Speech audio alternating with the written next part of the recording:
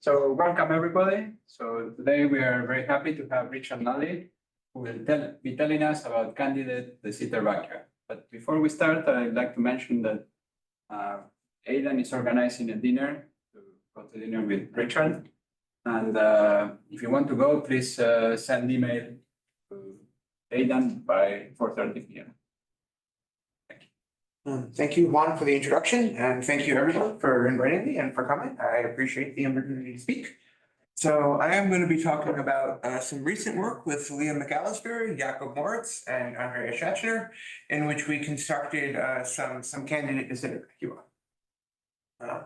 And here are Liam, Andreas, and Jakob. So one of the core questions of string pheno, and I think of string theory more generally, is does string theory have vacua that look like us? And this question is sort of hopelessly hard to answer. String theory is supposed to have many solutions, and combing through this vast set of solutions for ones with particular properties is very hard. So before we can ask the question, do we live in a string vacuum? It's better to start with some more coarse-grained questions, like does string theory have vacua that reproduce in isolation various features of our universe? So what I'm going to be talking about today is the question, does string theory admit de Sitter vacua? And so I'm going to be following a proposal laid out by Kahler, Schlinde, and Trivedi over 20 years ago. And this proposal was influential and well studied, but until us, nobody had been able to actually do it in an example. And I would say it's still somewhat unclear whether we actually did it in an example, but I'll tell you today to the extent to which we were able to do it. And then the upshot is going to be that we constructed a truncation of the effective action of string theory, which has de Sitter vacua. And the question that remains is, are these vacua of the truncated theory really vacua of full string theory? And nobody knows the answer to that, but still, I think we made substantial progress in the sense that we have actual explicit models where you can go and calculate whatever effect it is you're worried about it.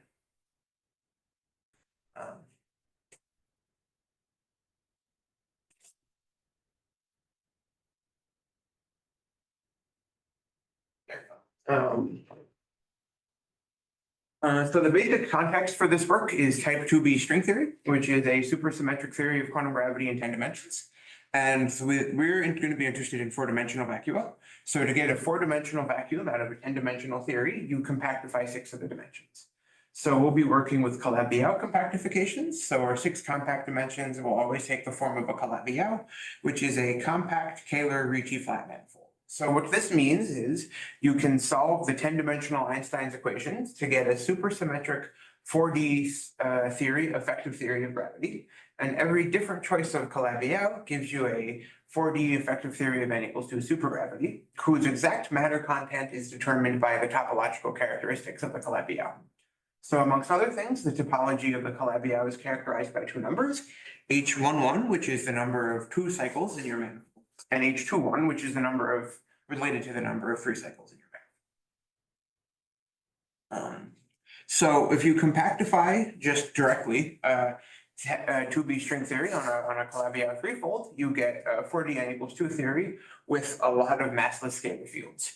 You get one massless scalar field for, you get H11 plus H21 plus 1 many scalar fields. So they come in 3 basic types. There are H21 many,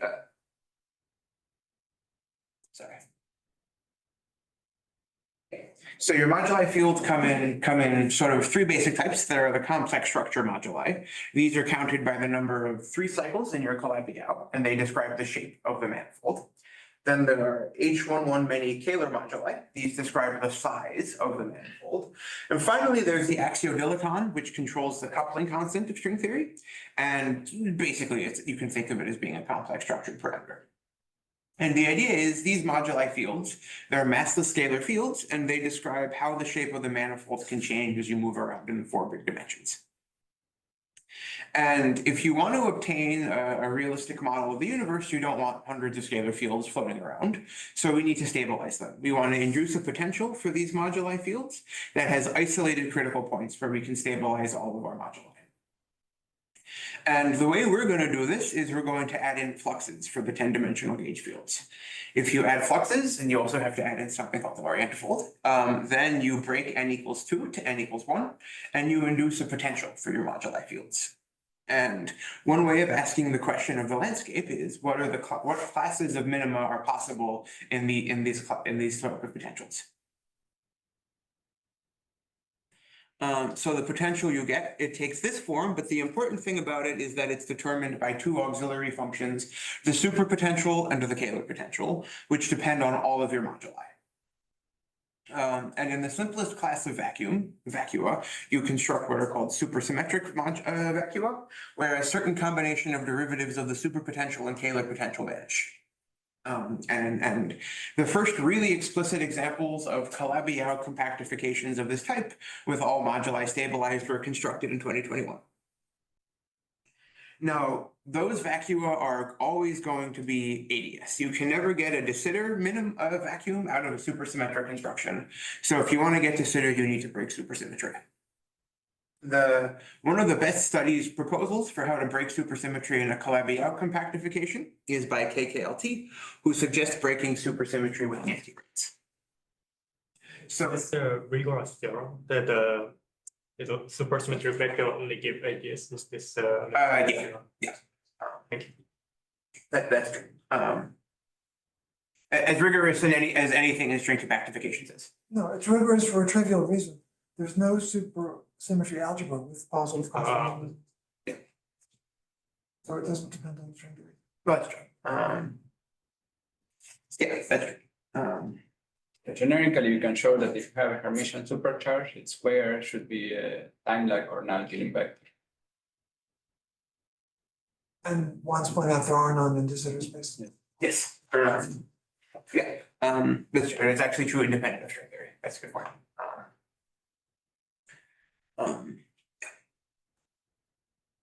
Okay, so I'm gonna, yeah. So KKLT described a toy model for how to build these de Sitter vacua. It's sometimes a little misleading, but it gives you at least a picture for what's going to happen. The idea is that you start with one of these supersymmetric ADS vacua, and then you add an antibrane. What the antibrane does, at a supersymmetric ADS minimum, you have a small negative vacuum energy. So when you add an antibrane, you break supersymmetry and you add a positive contribution to the potential. So depending on the relative size of the positive contribution you add and the negative contribution you started with, you can get one of three possible outcomes. If the magnitude of the positive energy of the antibrane is smaller than the magnitude of the negative energy of the ADS, you still end up with a negative energy state. So you've constructed a non-supersymmetric ADS vacuum. On the other hand, if you add too much energy with your antibrane, then you basically erase the topological features of the potential you started with, and you just get this continuous runoff to zero potential. That's what's called a runaway. There are no stable topological features of this potential. But if the energy of the antibrane exceeds the energy of the ADS by just a little bit, then you can hope to obtain an ADS vacuum. You've added enough energy to lift your negative energy state to a positive one, but not so much that you've erased the features. This is a little bit of a toy model in the sense that once you've broken supersymmetry by adding an antibrane, there's never a real physical ADS vacuum. But nonetheless, this is actually very useful as, if nothing else, a computational tool for telling you where to look for the minimum. But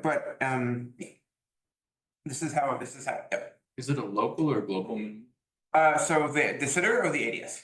Oh, this de Sitter one. It's definitely a local one because at infinite Calabi-Yau size, you decompactify and gain back 10-dimensional flat space. So before you started with n equals 2, you went from n equals 2 to n equals 1 with the orientifold, Mhm. and then now you're fully breaking it with the anti-D3 brain. Correct. Yeah. So you start. What's the difference here between an anti-D3 and a D3 brain? Yeah, that's a great question. So there are two supersymmetries. Well, sorry, the difference is the usual difference between a particle and its antiparticle. But the idea is that you can pick, so there's two different types of branes and there's two supercharges in 4D. And one type of brane preserves one supercharge and the other type of brane preserves the other type. So you start with preserving one supersymmetry with one choice of brane, and then you add in the other class of brane and break the remaining supersymmetry.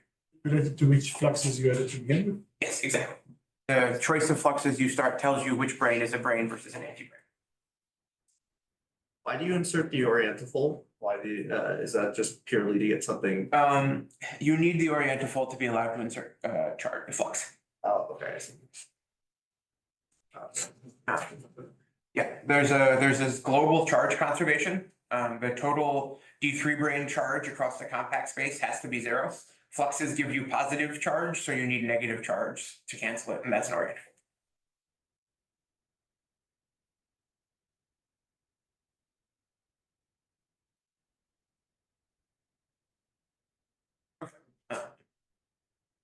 The abstract question, what in principle I need to do in order to calculate the potential? So that's what I'm going to spend the rest of the talk telling you, is how to compute this potential. But you need topological information of the Calabi-Yau, you need geometric information of the Calabi-Yau, and you need discrete choices of 10-dimensional parameters. And in principle, if you know how to compute all of those things, I can just write down a closed form expression for the potential.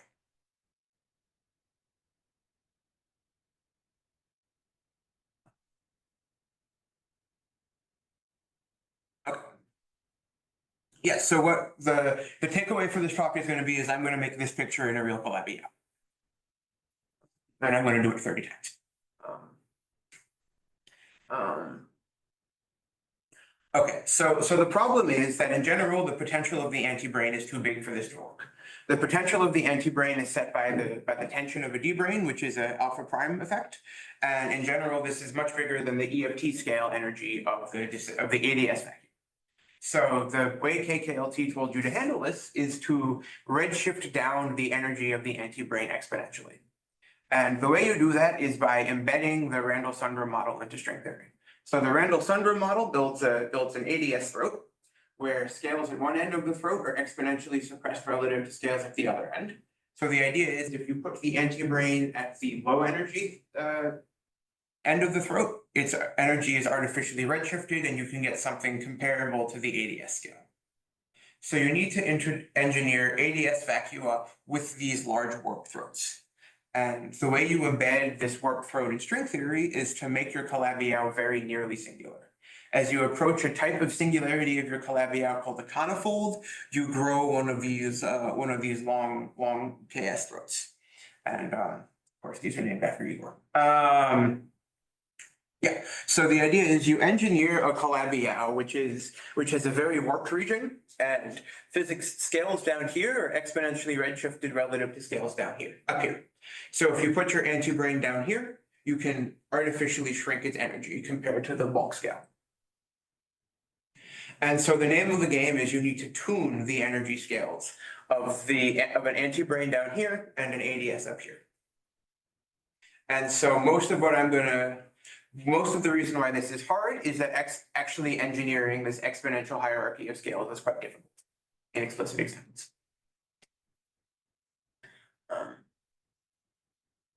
So to recap, KKLT gave us a recipe for finding de Sitter vacua of a certain type. They told you that to get an ADS, you need to get a de Sitter, you need a supersymmetric ADS vacuum with small cosmological constant. You need a conifold curve, so you can put an antibrane in a region with high redshift, and you need to have stabilized all of your moduli. On top of that, you need to be able to add, in a hopefully controlled manner, an antibrane. And if you incorporate all of those effects at the same time, you have a chance of landing on a de Sitter vacuum of string theory. A caveat is that everything I just described was derived at leading order in G string and alpha prime. And in string theory, there are no tunable constants. All of the values of the constants you get are fixed by UV data. So you can never be an arbitrarily good control in these expansions. So corrections that we don't know might be important. I'm gonna leave a discussion of these corrections to the end, but it's very important to have in the back of your mind that all of these computations are happening in a truncated theory. So today I'm gonna do this. I'm gonna cook the recipe KKLT gave us. And so independently, most of these ingredients have been cooked up one by one. What we're gonna do for the first time today is build them all at the same time. So we're gonna present for the first time both the supersymmetric ADS guys with conifolds, and then we're gonna break supersymmetry in a small number of examples in these and land on de Sitter vacua of a truncated theory. So now I'm going to stop talking about the background and start talking about what we did. So let me pause here for questions. Okay. Great. So actually, let me first comment on why I'm telling you all of this now and not 20 years ago when KKLT first happened. So a lot of progress has happened in the last 20 years in explicitly studying real string compactifications. So KKLT wrote down a toy model 20 years ago with some unknown parameters, and they picked these parameters out of a hat to get the answer they wanted. And they got answers that were physically realistic, but their model, the parameters they picked actually never come from a real Calabi-Yau. So what we wanted to do is we wanted to actually do all of that in a real Calabi-Yau. And that required a lot of technical advances in our understanding of how to study real Calabi-Yaus. And these advances, they really happened in the last 5 to 10 years. We can now, instead of studying Calabi-Yaus one by one, pencil and paper, frequently by physically emailing like one of the 3 or 4 people who are good at doing these calculations, we can study calculations in these Calabi-Yaus at scale. We can automatically compute topological information of these Calabi-Yaus. We can actually compute at scale real complex geometric data of Calabi-Yaus. And we can really study, so to get this potential, you have to pick a flux vector in your Calabi-Yau. And we scanned over hundreds of millions of choices of Calabi-Yaus, of flux vectors in the Calabi-Yau. I remember there was a wave of papers around 2004, I guess, by Douglas and collaborators. So they were taking completely different Calabi-Yaus from you. So you're talking about their papers on like the statistics of flux vacua? I thought there were some, yeah, maybe. Well, so there were 2 papers or 2 types of papers involving Douglas around that. The first one was the Dennett Douglas papers. Yeah. So there they didn't actually The racetrack model. Oh, the racetrack models. Yeah, building a better racetrack. So, okay, in building a better racetrack, they only ever stabilized complex structure moduli. They never stabilized Kahler moduli. So that's one thing that we're doing that they moved. But there. You say you stabilize all of them, because I remember people were saying there were like some Kahler were not stabilized. Right, so we stabilize all of them. And yeah, we can stabilize all of them, and actually by now that's fairly routine with our techniques. But to actually engineer the tuning of scales needed to land on a de Sitter vacuum and not a runaway decompactification, you need to get very lucky. So there were a series of papers in the early 2000s, like the Building a Better Racetrack by Douglas, and a series of papers by Shamit where he constructed some flux compactifications, and you can but they studied them by hand, one by one, in single examples. You can just never get lucky enough to engineer these big hierarchies of scales there. And actually, if you take the statistical arguments from Douglas's other papers at the time, they sort of suggest that this should be impossible. And we actually do better than they say you can do, because the integrality of the flux vectors is very important to us. They made a series of approximations where flux vectors are continuous. And So they were saying it's sort of a set of measure 0. Exactly. So our vacua are totally invisible to their approximation. Oh. That didn't happen in Building a Better Racetrack. In Building a Better Racetrack, they actually try picking particular flux vectors. But you have to get much better at checking flux vectors than people were in the early 2000s. Sorry, this is maybe orthogonal. Sorry, you said you have to get very lucky. What is the precise sense of lucky? Like out of what fraction of Calabi-Yaus have a hierarchy that's good, roughly? So it's not just Calabi-Yaus, it's also flux vectors in Calabi-Yaus. So, okay, I'll give you a little spoiler. In our final data set for this paper, we had 240 million different choices of flux vectors. And of those 240 million, 5 of them gave rise to de Sitters.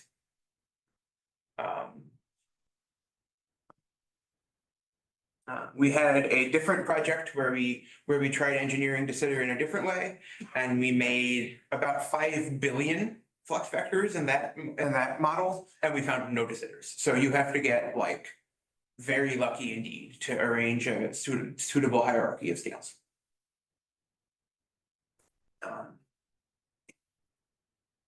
And there were some de Sitters, but they would not be of this kind, so. So in Based on the this construction, we cannot really analyze it. yeah, right. So right. I'm not saying that there's only 5 de Sitters in the string landscape. I mean, of this type where we were able to find them. I mean, we certainly did not find every allowable choice of flux vectors in these geometries, and we certainly didn't think of every geometry. But in these guys, we can be very explicit indeed and study things pretty explicitly. That's the power of large scale computation is you don't see everything, but what you do see, you can control about as well as is possible.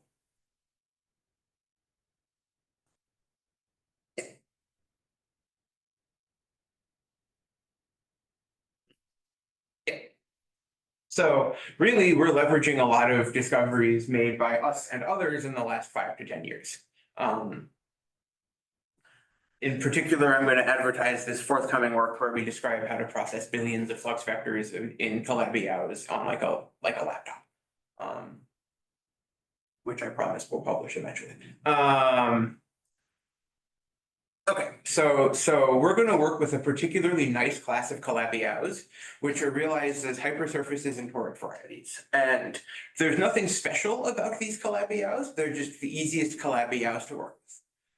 So almost all of the Calabi-Yaos you can write down and study pencil and paper live in this class of Calabi-Yaos, as well as many, many others that really do not fit into a pencil and paper paradigm. And the reason why we're working with these is there's recently been a ton of work in both like real geometry and computational geometry that let us study these Calabi-Yaos very explicitly and at scale. And again, I'm going to advertise some related work where we tried figuring out how many of these toric guys there actually are. There's a big list of toric Calabi-Yaos, and many Calabi-Yaos on this big list are secretly the same, just written in different variables. So we wanted to trim down the combinatorial growth of available search space into something more manageable.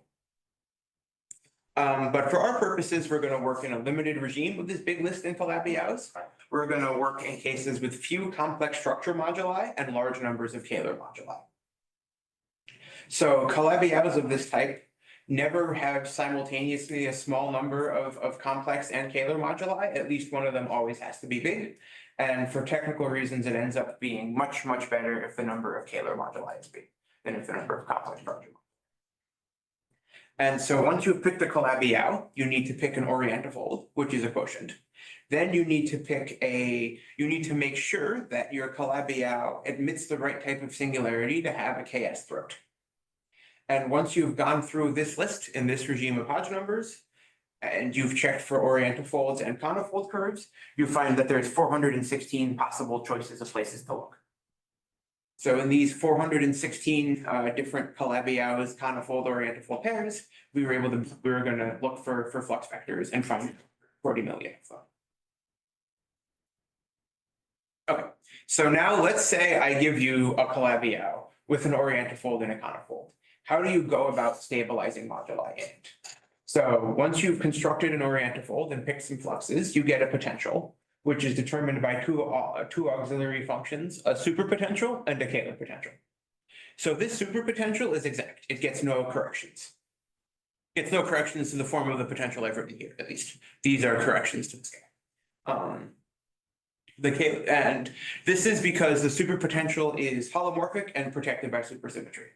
The other guy, the Kahler potential, is not holomorphic and is not really protected by supersymmetry. So it gets many, many corrections. It's a double series expansion in the string coupling and alpha prime. And we know all corrections at string tree level and no corrections beyond string tree level. So throughout the whole talk, we're gonna incorporate all known corrections which all live at string tree level. And actually that was very hard We thought we had de Sitter vacua almost a year ago without incorporating these corrections, and then when you turn on the corrections, they all died. So it's very important to work with these corrections or else you'll get bad answers. Value of G string, you end up with You end up getting around G string of a tenth.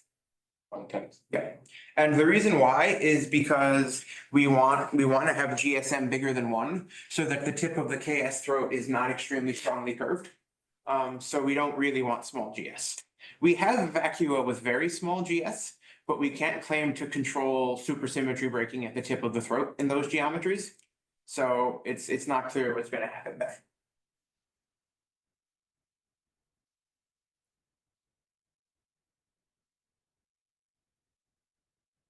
So KPB tells you want M bigger than 12 if you want the antibrane to sit at the throat stably.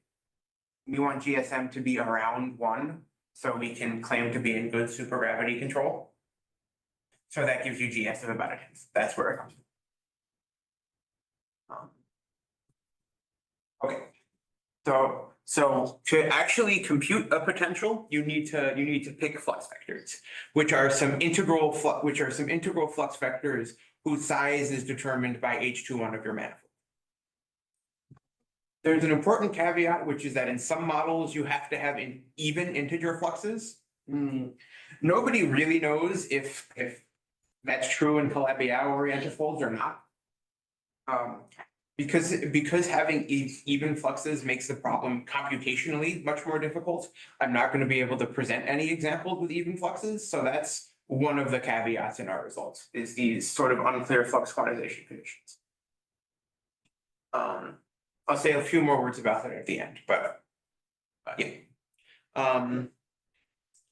In general, these coefficients depend on complex structure moduli. It's going to be very important for us that we engineer cases where these guys have no complex structure moduli at all. They're just real numerical numbers. And When you say even flux quantity, do you mean on the double cover? yeah, on the double cover. Yeah. The physical quantization condition is that it be integer in the quotient.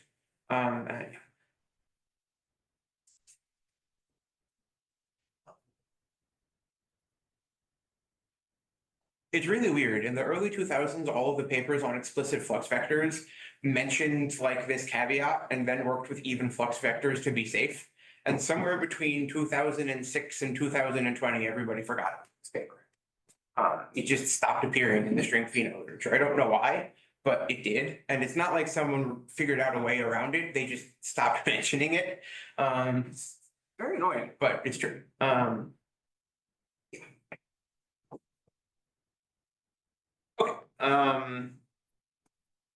Yeah, so we're gonna engineer cases where these numbers are pure numbers. And once you've done that, you can play the following game. Because the superpotential splits into these two pieces that don't talk to each other, you can first stabilize just your complex structure moduli and then stabilize your Kahler moduli instead of having to stabilize everything at once. And that's hugely helpful for actually doing the calculation. That's why it's so important to us that these ADs are pure numbers and not functions of the complex structure moduli. Sorry, did you have a question? No, okay. I thought the logic also was that this term, the flux one, was more important than the, no, maybe that's. They end up being fairly commensurate. Oh, okay. Once you've stabilized the Kahler moduli, the F term condition for the Kahler moduli just says that either this term is W naught, basically. So yeah. Sorry, I thought I insist with that. So I thought that the gradients of the first term were more important than the gradients of the second term. Is that right? Gradients of the first term. What you need in order to. Yeah, that's sure true, but the values of W are commensurate between the two. Yes. Yeah. But you want to be able to, what I want to be able to do is ignore this term, stabilize the complex structure just using this term, and then plug the results of that calculation into this calculation. Right. And if this term were dependent on the complex structure moduli, it would be less clear whether that's a good approximation. This is a computational trick. This is not a real physics thing. It's just we need some way to control the calculation.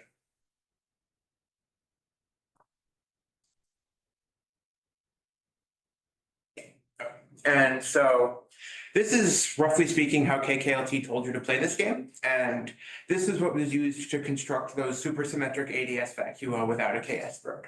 So we're gonna play this game in the more settled context of compactifications with a warp throat, where things are very nearly singular, so you have to be very careful on the complex structure side.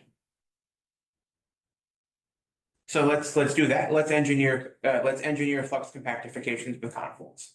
So calabi-Yaos have a moduli space of complex structures, and a conifold is a boundary of complex structure moduli space, where a curve in the calabi-Yao shrinks.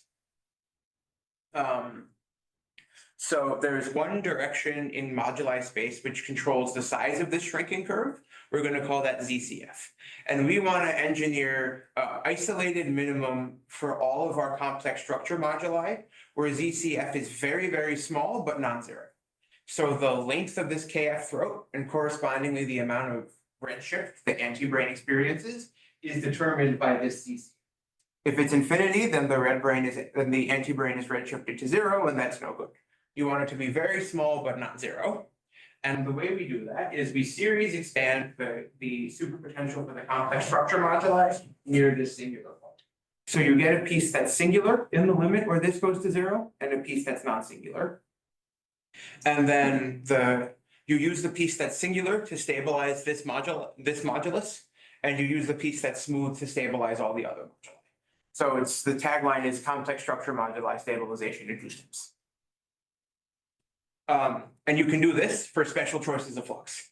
Actually, the hardest part of the whole calculation is finding the choices of flux that let you play this game. The upshot is if you have these special choices of flux, you stabilize all of your complex structure moduli and the axiodilicon. So ZCF, the modulus that tells you how long the KS throat is, gets stabilized at e to the minus k over m, where k and m are the fluxes relevant to the conifold cycle. So the conifold is some cycle in the calabi-Yao. It gets a flux and a dual flux threaded to it, and those 2 fluxes determine how close you are to being singular. And because of our special choice of flux vectors, we naturally end up with a VEB of our complex structure superpotential that's very small. It's like e to the minus 1 over G string, and so that ends up being always smaller than 1, which is actually all we need. We need this number to be like 0.001, 0.01 is good enough. You don't really need it to be like 10 to the minus 100 or something. Lower is better, but yeah. And like I said, we found 240 million choices of flux vectors in our 400 calabi-Yaos that meet these criteria, that let us stabilize the complex structure moduli close to a conifold. Of course, those are not all real valid vacua. There were a lot of series expansions in this calculation, and you always need to check that the series converges. And what determines whether or not the series converges is essentially W naught. W naught, the VEB of the complex structure superpotential at its minimum, is basically the single most important parameter in determining whether you have a real vacuum or not. If you know, yeah. So in our vacua, we have some characteristic distribution of W naught that's peaked around 0.01, 0.001, something like that. And then it has a long tail all the way down to like W naught of 10 to the minus couple hundred. We also get a spectrum of values for ZCF, where ZCF is the length of the throat. And remember that what we want to do is we want to tune these 2 values against each other. So because we have these big, rich distributions of these guys, we have a hope of actually succeeding. This is taken from the set of all possible calabi-Yao with all possible fluxes. Sorry, what's being plotted? So these are in our 240 million flux choices.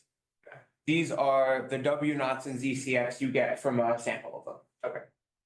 So not all of them. Not all of them. The reason why is because we were never able to save all of them in one file. It crashed our computers. I wish I had a better reason, but we got bored. Yeah, so we want to tune elements of this distribution against elements of this distribution. And because we have such nice distribution with big tails, we have a chance of actually doing so. Remember, for KKLT to work, you need to stabilize your complex structure moduli such that Z and W not enjoy your relative tuning. So because we have these vacua, we can maybe do it. It's not guaranteed at this point that we'll be able to do it, but we can. Yeah. So far we have supersymmetrically stabilized, sorry, I didn't mention this, but so far everything I've done has been supersymmetric. So far I have supersymmetrically stabilized my complex structure. Once I have supersymmetric, good, okay, yeah. I have supersymmetric, yeah, sorry. Previous slide, the left figure is supposed to be the cosmological constant in which units? This is going to be the square root of the cosmological constant in Planck units.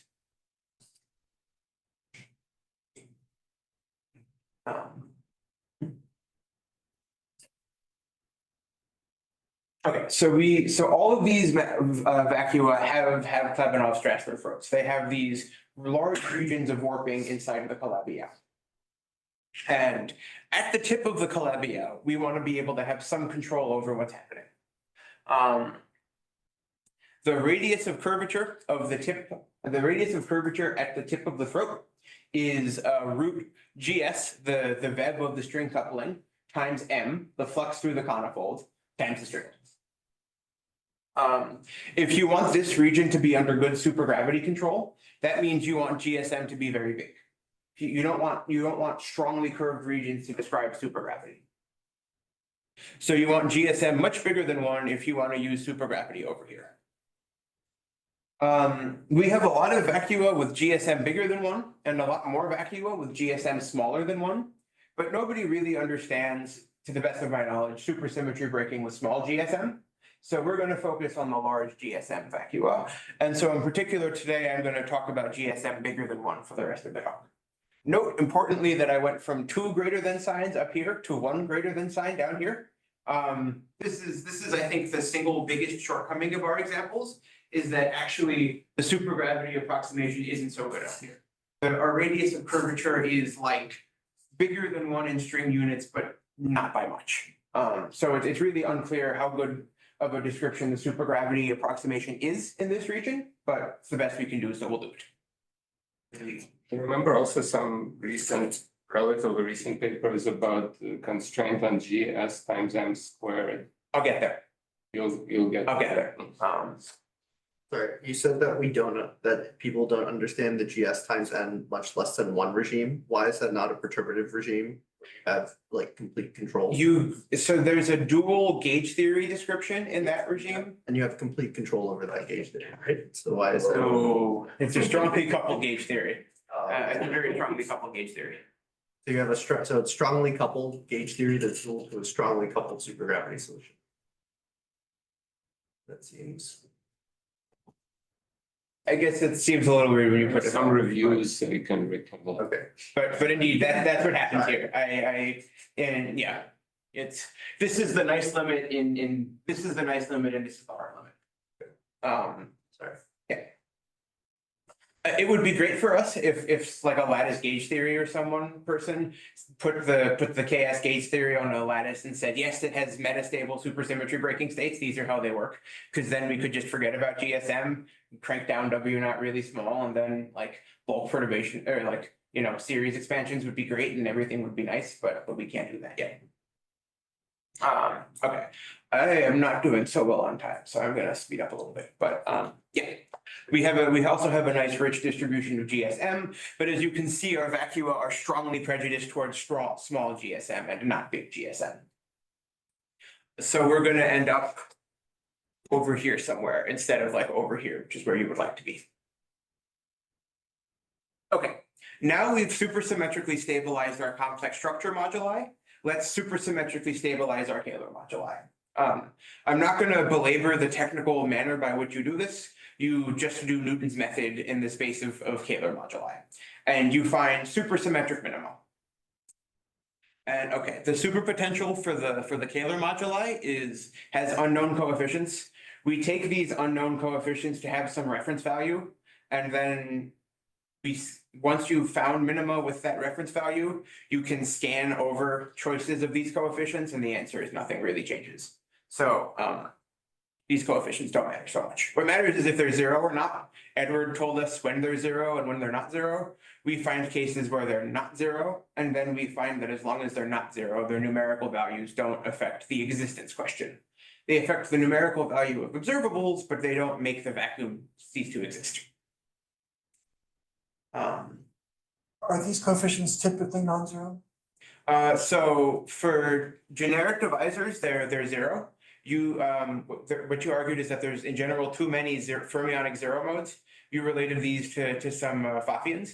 And if there's too many zero modes, they have to be zero. You constructed a necessary criterion for them to be non-zero. I guess I was trying to ask, given that criterion, generically non-zero. Generically, they're non-zero, yeah. Sorry, given that criterion, I believe it's a theorem that they can't be zero.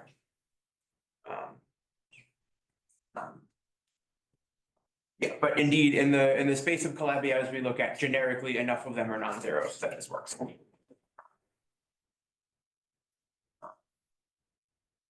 Okay, and I don't want to belabor the point, but you can supersymmetrically stabilize Kahler moduli. There's an algorithm for doing so, and it works.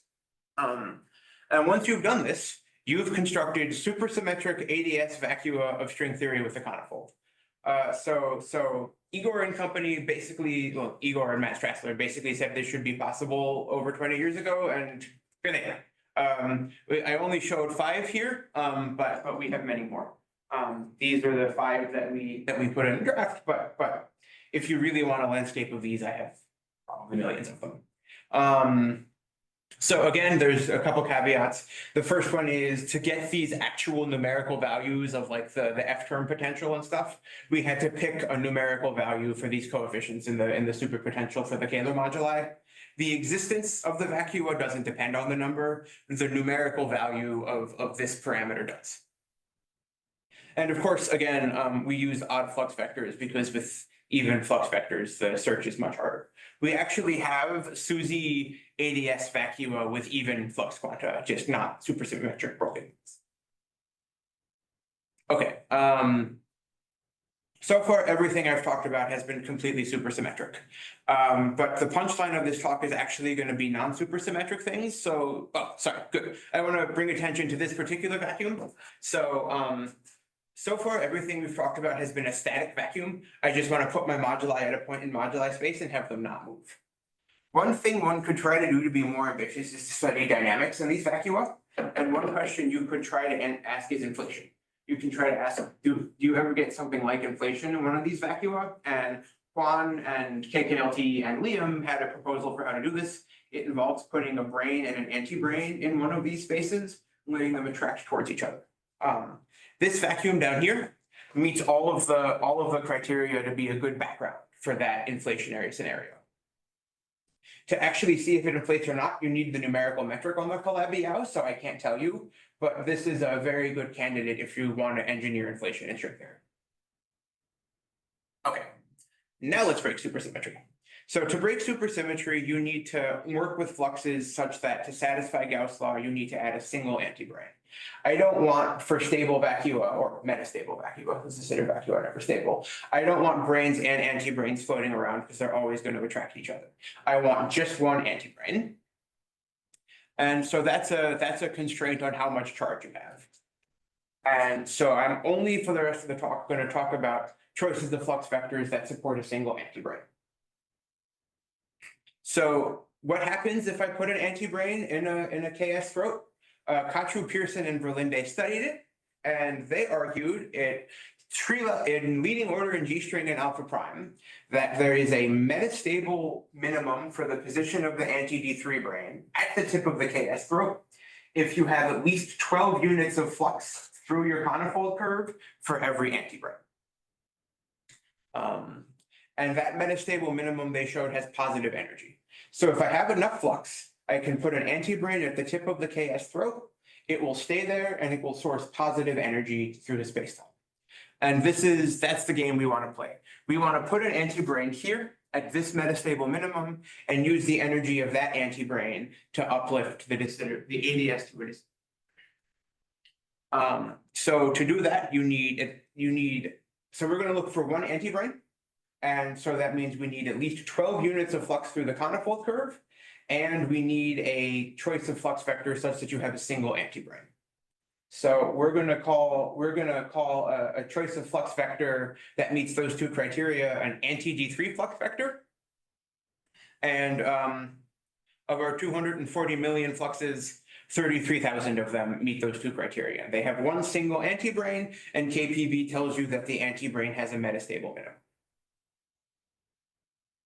minimum.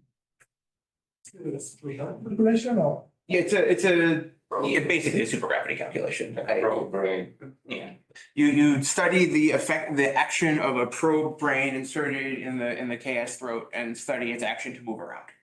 Oh, high alpha prime, all these string correction. No alpha prime or D string corrections.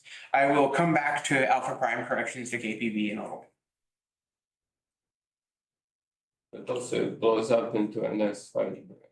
Yeah, as it moves around, it doesn't stay an antibrain, but this is yeah. Over here, it's an NS5 brain, and down here, it's an antibrain, but yeah. The thing that formerly was an antibrain has a metastable positive energy minimum. One would worry probably about M equal 12 because it looks very shallow. Oh, yeah, absolutely. So we're gonna pick M bigger than 12. We don't never let M equal to 12. You'll see a lot of 14s on the slide with the de Sitter examples. But never any 12s. Actually, yeah, this orange line is M equals 12 and it's not even really a minimum. This is 18 and it's actually a minimum. So. Yeah. Okay. So the idea is once I have included an antibrane, once I have picked fluxes that have an antibrane in them, there is no longer a supersymmetric potential. There's only the non-supersymmetric potential, which doesn't have the supersymmetric ADS vacua. But it's much, much easier to find supersymmetric ADS vacua than it is to find non-supersymmetric vacua. So the game is to cheat. Pretend the supersymmetry breaking term in the potential isn't there. Find a fake supersymmetric minimum of the fake effective potential without the antibrane. Then use that as the starting point for a numerical search for a minimum in the full potential with the SUSY breaking term. So there is no supersymmetric ADS vacuum once I've incorporated an antibrane, but nevertheless, it's computationally useful to pretend there was one. And if you want to start with one of these fake supersymmetric ADS vacua and find a nearby de Sitter minimum, then what you need is the energy of the antibrane divided by the energy of the ADS to be a little bigger than 1. This is the same thing I said in the first couple slides, except with actual equations instead of a picture. So you want to tune the real energy of the anti-D3 brain against the energy of this fake ADS vacuum. And if you do that, then you can hope to find, it doesn't guarantee that you'll find, but you can hope to find a real supersymmetric minimum of the full non-supersymmetric effective action near where the fake supersymmetric guy is. And to do that, you need to engineer this tuning. This tuning is the whole point. You need to tune ZCF relative to W naught. ZCF to the 4/3 over W naught squared has to be bigger than 1, but not too much bigger than 1. And remember, to be in the supergravity regime, we want GSM bigger than 1, so that's what we need. We need to pick fluxes such that Z and W naught are tuned and GSM is bigger than 1. And remember that Z is e to the minus k over m, so we need k big. And this sucks. This is just sad. You need three limits that are mutually incompatible. You want W naught to be small, so your Calabi-Yau, so the whole potential is under good analytic control. W naught is e to the minus 1 over GS. So if you want W naught to be small, you need GS to be small. But you want GSM to be big, so if GS is small, you need M to be big. But now we want Z to also be small, so you need K over M to be big. But M is big, so you need K to be really big. And then there's a tadpole bound, which says that K times M can be no bigger than a couple hundred. It's a really vicious cycle where these three limits are mutually incompatible. It's really hard to do good on all three of these fronts at the same time. We can do it. So this is of our 33,000 flux vacua that have a single antibrane with a metastable minimum. This is a distribution of Z versus W naught. And in this narrow band, you have things that could potentially be de Sitter minima if they have actual minimum and Kahler moduli space. So this bound we expect to have no minima at all. And this band, we expect to have non-SUSY ADS vacua with the asterisk that I can tell you about later if you care. But in this narrow band, you can hope to find a de Sitter. And in this narrow band, we found 5 choices of flux vectors that give rise to de Sitter vacua. And here they are. The potential at the minimum is positive in 5 cases. We've got W naught that's semi-small. We've got GSMs, one of them is bigger than 1, not much, but they're order 1 GSMs. If you think W naught or GSM of 1.05 is good enough, then you should probably think GSM of 0.9 is good enough. We don't know the exact cutoff, but I'm gonna optimistically call these order 1 GSMs. Yeah, and in these models, you can really compute the potential, and it has a positive energy minimum. All right, I want to go back. You said before that if you only included the tree level result, that you had many more candidates at some point. Yeah.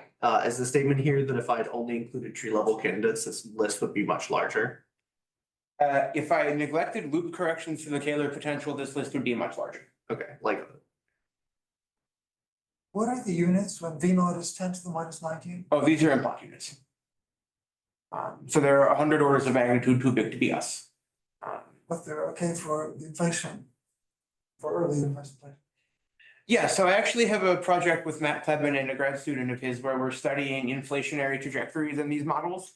And okay, it's a little preliminary, I shouldn't like give definite results, but we're sort of optimistic that you can inflate into these vacua. It's like hard to get 60 e-folds of slow roll inflation, but you can do something like inflation into these vacua, which is distinct from KKL MMT, which is a brane anti-brane inflation scenario. You don't have any brains to. No, we have no mobile D3 branes, just one anti-D3. I guess we're not supposed to trust the coefficient in front, right? Because that you had some unknown A. So you're not supposed to trust like the second and third decimal places of 1.937, but like plus 10 to the minus 19 is pretty good. Yeah, but I'm not supposed to trust even the 1 there. Would be like twice that value. It depends how widely you let your A's run. So these guys depend on the log of A. So they depend on A very loosely. We scan these A's over a range of 7 orders of magnitude. So over a range of 7 orders of magnitude, they vary quite a bit, but So by A, I mean the coefficient of the exponential. yeah. What isn't the potential just maybe quadratic in that A?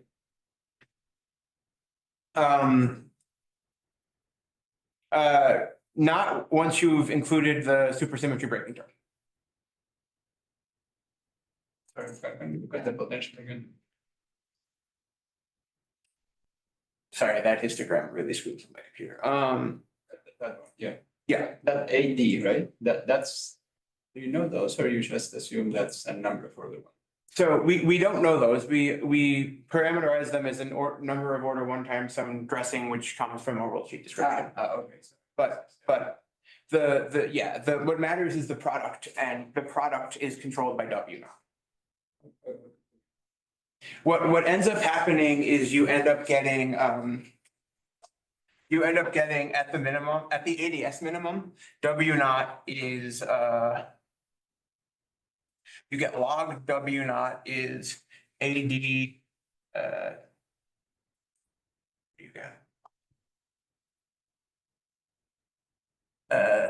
get W naught is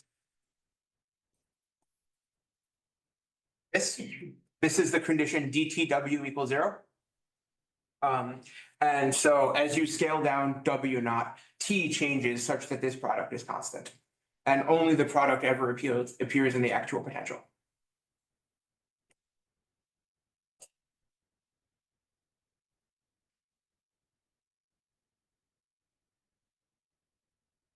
I can do the algebra offline, but it's, Fine. it's the product that matters, and the product isn't so sensitive to the central value.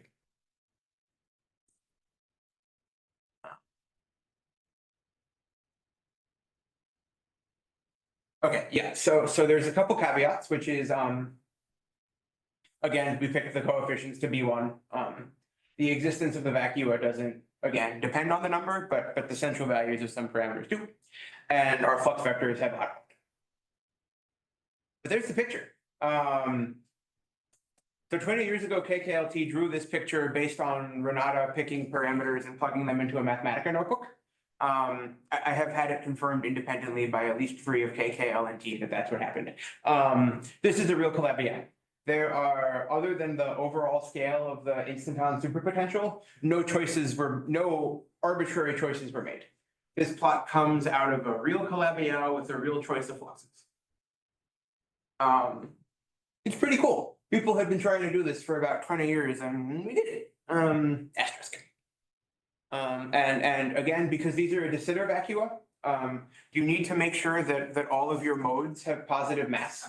In ADS space, you're allowed tachyons, but in de Sitter, you're not. So you have to go and check that the full Hessian of the potential with respect to all of the moduli has positive definite eigenmodes. And these are the mass spectrum. They're all positive.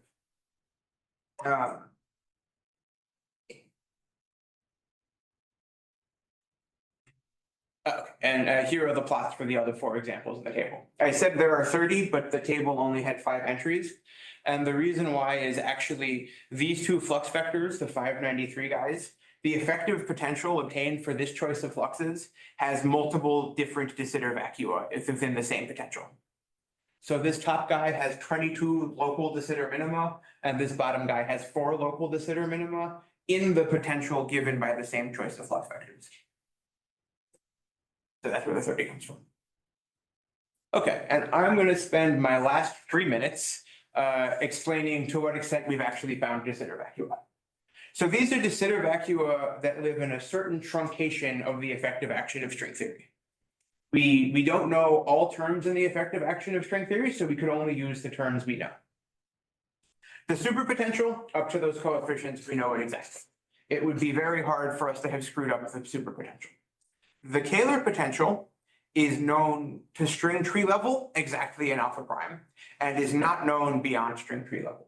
So we incorporated all of the known corrections, but we don't know the unknown corrections, so we can't. The supersymmetry breaking potential of antibranes, we used the calculation of KPV, which doesn't include any alpha prime corrections. Now, in general, you might expect those corrections to be very important because we work in the case where, alpha prime is basically 1, the sphere is strongly curved, and who knows how good supergravity is, but that's the best we were able to do.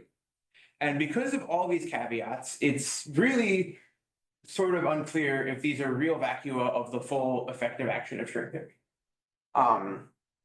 And now I'm going to give you an itemized list in order of what I think their relative importance is of the ways we could have screwed up. The first one is alpha prime corrections to the KPV potential. If we screwed up, this is my guess as to what kills the vacua. So we studied the antibrane potential to leading order in alpha prime, and recently a few papers have started to begin studying alpha prime corrections to these potentials. And okay, KPV said you need m bigger than 12. These guys claimed that the right bound isn't just in terms of m, it's GSM squared. And in one of the papers, they wrote that you need GSM squared bigger than or equal to 2. We think that within the calculation they did, they computed the bounds incorrectly and got something too strict. I also think that their calculation was sort of misguided. So the KPV potential has a very particular analytic form, where at one end of the ADS, at one end of the Klebanov-Strassler throat, sorry, do you see the other one? Thank you. At one end of the Klebanov-Strassler throat, you get the tension of a single antibrane. And at the other end, your antibrane has flown out of the throat and annihilated, so you get no potential. So one end of the KPV calculation of the potential, at 0, it's the tension of an antibrane. And at the other end, it's 0. And in between, it has some analytic structure. These guys' calculation of the effective potential goes to negative infinity at both ends. I don't see how the tension of a single antibrane should be negative infinity once you've incorporated alpha prime corrections. So I sort of think that the results of their calculation showed that the starting point of their calculation wasn't quite correct. Either they were missing terms in their perturbative expansion or they didn't set it up carefully enough. So I don't know how to interpret their bounds, but by the strict criteria of their bounds, these vacua are dead. So one of the major ways we're trying to continue our work is we're trying to build vacua with bigger GSM squared. There's a problem, which is that there's a fundamental bound on how big GSM squared can be. So if you take the condition z to the 4/3 over w naught cubed is of order 1, and you plug in the tadpole bound, you get a bound on w naught in terms of how much flux you're allowed to have and GSM squared. You can do, in principle, much better than we did in our examples. If you plug in GSM squared of like 14 and Q equals 150, which is where most of our examples live, you get that W naught has to be like 10 to the minus, or can't be smaller than 10 to the minus 8. Oh, we got W naught of 10 to the minus 2, so we could have done much better in principle. So there is room to improve, but there's not room to improve arbitrarily much. And in particular, this GSM squared of like 250, can't really be done. So I think it's important both to try to construct vacua with bigger GSM squared and try to understand what these corrections actually are. It could be that they're right and the quibble I just explained about the bounds of the KPV potential is not important, in which case you can't do KKLT in weakly coupled 2B at all. But I think there's certainly I certainly think that hasn't been proven yet. It's also a paper by Severin Lust, right? Yeah, so Severin and Lisa. What bound was he getting? I don't remember their numerical bounds, but their takeaway was actually KPV is probably okay. I don't remember it being this large. It was nowhere near this large. I don't remember the exact number, but. Is that both bound you mentioned a conjecture or some? Oh, no, so I'm not using the tadpole conjecture. I'm just using this, by the tadpole bound, I mean Gauss's law. I'm saying that the total flux, it's just this, the number of antibranes plus the amount of flux is equal to the negative D3 charge from the tadpole. Just if you plug in F over H equals Q, you get this.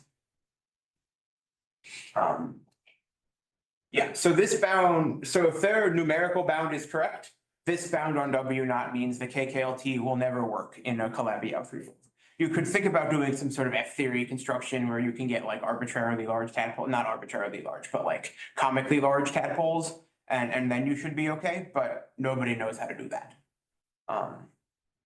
So I think it's very important to understand what the correct bound is. Yeah, but I think that's still very much an open question. And let me advertise, Makey just published a paper where he tries to redo this calculation in string field theory, and it's crazy impressive. He rederives the KPV calculation in string field theory, but he's nowhere close to studying alpha prime corrections. What does he do if he doesn't have alpha prime corrections? Isn't that the main thing string theory, field theory buys you? Well, it's very hard to do string field theory in backgrounds with flux. So what he's showing is a proof of concept that you can do a string field theory calculation in a flux background. That's why he set it up in string field theory, because he wanted to compute these corrections. But as a first step, before you can compute corrections, you should be able to compute the uncorrected things. Okay.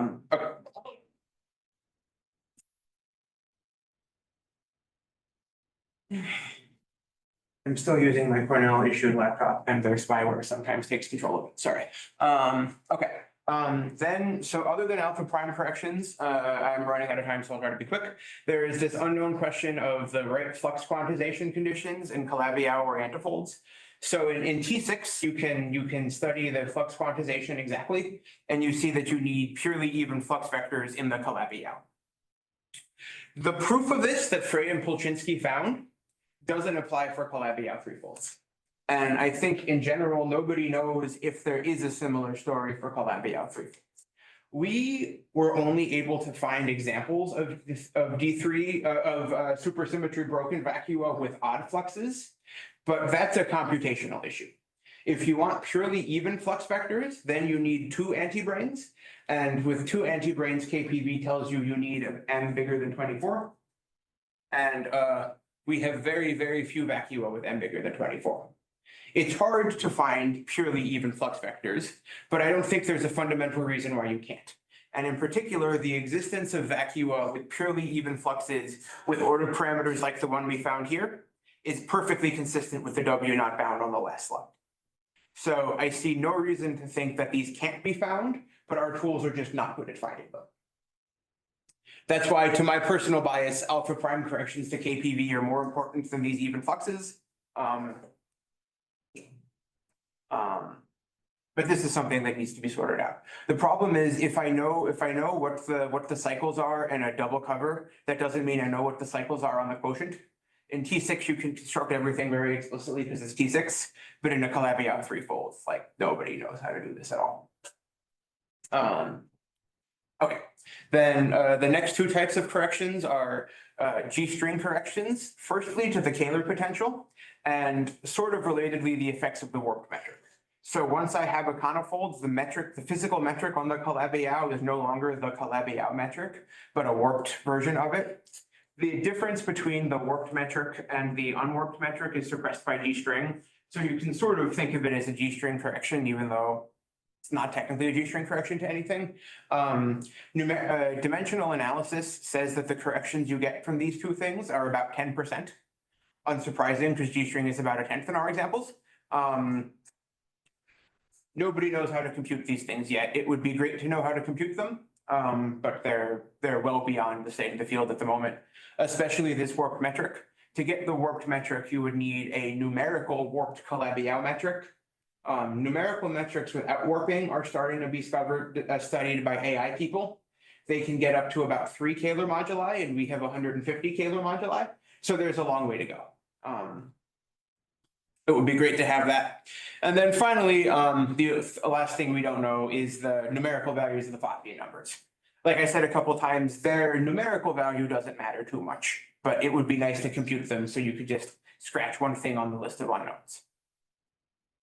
And those are the caveats we know of. It's possible we missed something, that there's a correction somewhere that we didn't know about that's really big and it screws up the vacua. But as far as we know, these are the corrections that we missed. Subject to those caveats, we constructed a truncation of the effective action of string theory, which has de Sitter vacua. I don't think by any means we've settled the question of does string theory have de Sitter vacua, but I think we've made quite a bit of progress. Now, instead of constructing toy models and picking the coefficients in the toy models to either get the answer you want or the answer you don't want, you can just look at an actual Calabi-Yau and try to do the calculation of whatever you're concerned about in this explicit example. So I really hope that this is going to trigger a movement in string pheno to be more like, let's go to actual examples and do calculations there instead of playing around with toy models. And yeah, I think we made some exciting progress towards hoping to understand whether string theory has de Sitter vacua or not. Or it's not, the story is not closed. There's still a lot of work to be done, but yeah. Thank you.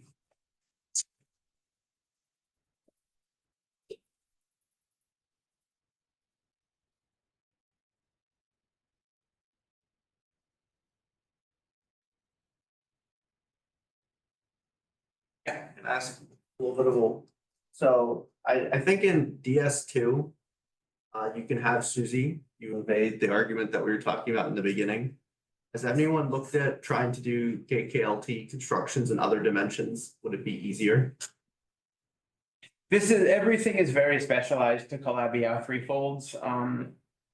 The story of flux vacua actually started in 3D flux compactifications of M theory. That's, I think, the closest I know of to what you're talking about. But yeah, I don't know of a serious effort to get a KKLT like DS2 vacuum. Or even DS3. It was more just like other dimensions, and I gave a motivation for DS2. The one reason why Okay, so 2B string theory compactified to 4 dimensions is great because you have a lot of analytical control over things. In other contexts like M theory or like compactifying on a Calabi-Yau fourfold, you lose a lot of that analytic control. So very few of the same tools would carry over.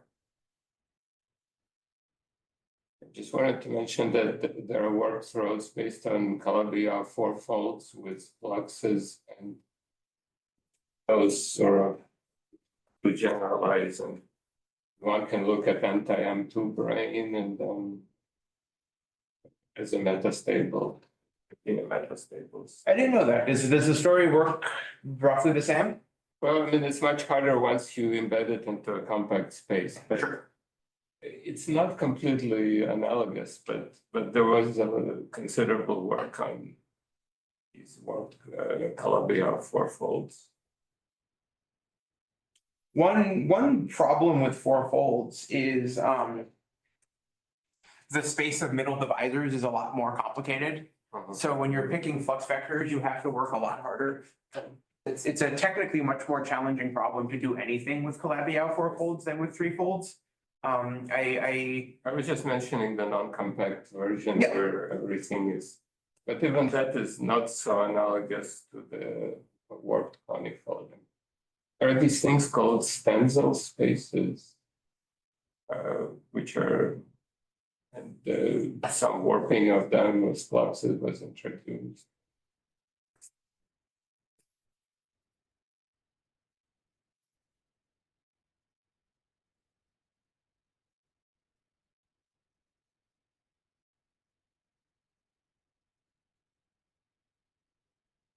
Okay, if there are no more questions, let's thank.